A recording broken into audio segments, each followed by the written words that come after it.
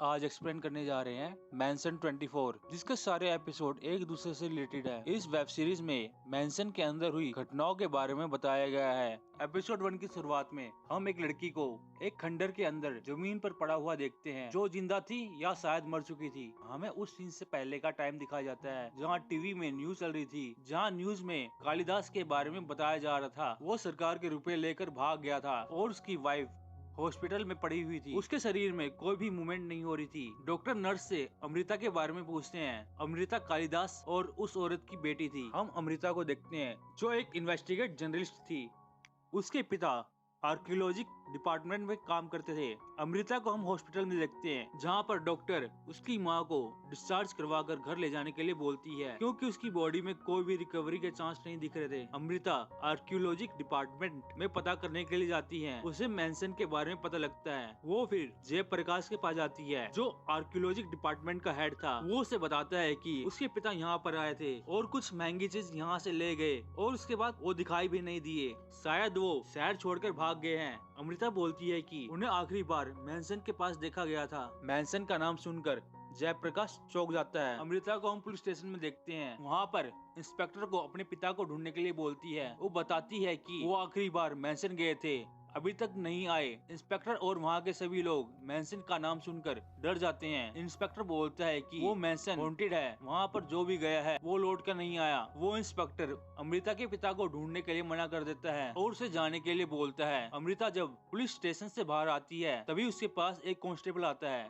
वो कांस्टेबल उससे मैंसन का एड्रेस देता है। वो बताता है कि शहर से दूर जंगल में ऊंचे ऊंचे पहाड़ों के बीच में बसा हुआ है और वो काफी खतरनाक है। अमृता वहाँ से मैंसन के लिए निकल जाती है। मैंसन के पास पहुँचने पर उसे वहाँ पर कुछ मूर्ति दिखती है। वो उसकी फोटो खींचने लगती है। तभी अचानक से एक गुड़िया उसके सामने आती है। उस गुड़िया को देखकर अमृता डर जाती है। उस गुड़िया के गले में रस्सी बंधी हुई थी। तभी अमृता मैंसन के पास एक घर देखती है और वो वहाँ पर चली जाती है। वहाँ पहुँचने पर उसे ऐसा लगता है कि कोई उसके पीछे है। अमृता उस घर में एक आदमी को देखती है। वो आदमी वहाँ का चौकीदार था। वो मैंसन के अंदर जाने वाले लोगों को रोकता था। वो अमृता को मैंसन के बारे में बताता है और कहता है कि ये काफी सालों से बंद पड़ा है, यहाँ कोई भी नहीं आता, और कोई आता है तो वो कभी भी लौट कर नहीं जाता। अमृता बोलती है कि तुम एक राइटर हो। वो मना कर देता है। उस आदमी को राइटर के नाम से मैंसन के रूम नंबर 504 के बंदे की कहानी याद आती है, जो एक राइटर था। वो आदमी अमृता को कहानी सुनाता है। रूम नंबर 504, उस रूम में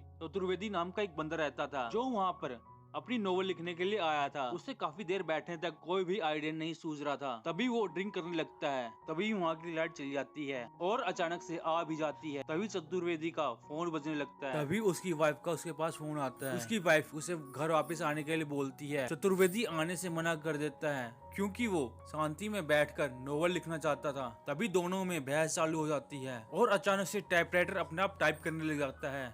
चतुर्वेदी उस टाइपराइटर में देखता है। उस टाइपराइटर में लिखा था कि रूम नंबर 404 में बच्चे सो रहे हैं, धीरे से बात करो। जिसको देखकर चतुर्वेदी डर जाता है। फिर हम अगले दिन चतुर्वेदी को मेडिकल स्टोर पे देखते हैं, जो वहाँ पर सरदर्द की दवाई लेने आया। तभी वहाँ पर एक आदमी आता है। वो वहाँ पर खड़ी हुई लड़की को पर्चा देता है। वो लड़की बोलती है कि ये दवाई यहाँ पर नहीं है। वो उसे दूसरी दुकान से लेने के लिए बोलती है। वो लड़का वहाँ चला जाता है और चतुर्वेदी भी सर दर्द की दवाई लेकर चला जाता है। जब चतुर्वेदी अपने कमरे में आता है, वो वहाँ पर अपने टाइपराइटर को घूर कर देखता है। जो वो अपने टाइपराइटर को देखता है तो उसका टाइपराइटर उस जगह पर नहीं था।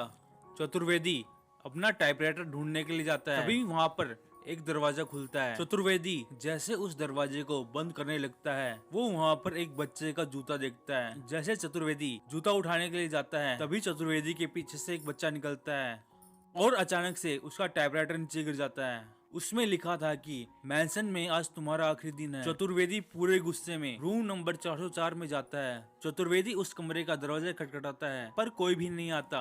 पास वाले रूम से एक औरत बाहर निकल कर आती है। वो उसे शोर मचाने के लिए मना करती है और वो औरत अंदर चली जाती है। तभी चतुर्वेदी को वहाँ पर एक जूता मिलता है। चतुर्वेदी वहाँ पर पड़ी हुई रैक खोलता है। वो उसमें देखता है कि उस रैक के काफी सारे जूते थे। चतुर्वेदी सारे जूतों को इकट्ठा करके मैंसन के बाहर फेंक देता है। जैसे ही चतुर्वेदी पीछे मुड़ता है, वो देखता है कि एक आदमी उसके पीछे खड़ा था। उसके कपड़े फटे हुए और सारे बाल खुले हुए थे, जिसे देखकर वो डर जाता है। वो आदमी कुछ श्लोक पढ़ता है। चतुर्वेदी उसे इग्नोर करके वहाँ से चला जाता है। तभी वो आदमी रूम नंबर 404 के पास आता है तो उस कमरे का दरवाजा अपने आप खुल जाता है।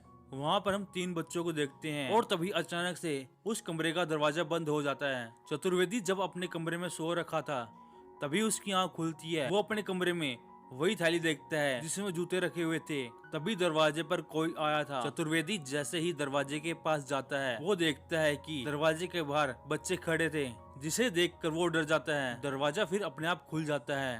वो देखता है कि वहाँ पर एक बच्चा नहीं बल्कि काफी सारे बच्चे थे। चतुर्वेदी के पीछे से एक डोल आती है जिसे देखकर चतुर्वेदी की मौत हो जाती है। वो चौकीदार बताता है कि उसके बाद चतुर्वेदी की लाश मिली थी। अमृता बताती है कि चतुर्वेदी को बच्चे पसंद नहीं थे और उनकी शरारतों से वो काफी इरिटेट होता था और यही बात उसका डर का कारण बन गई, जिसके कारण उसकी मौत हो गई। चौकीदार उसकी बात मान लेता है और अमृता को वहाँ से जाने के लिए बोलता है और उसे कल आने के लिए बोलता है। अमृता जैसे वहाँ से जाने लगती है वो जहाँ पर बैठी थी उसके नीचे वही जूता था जो चतुर्वेदी को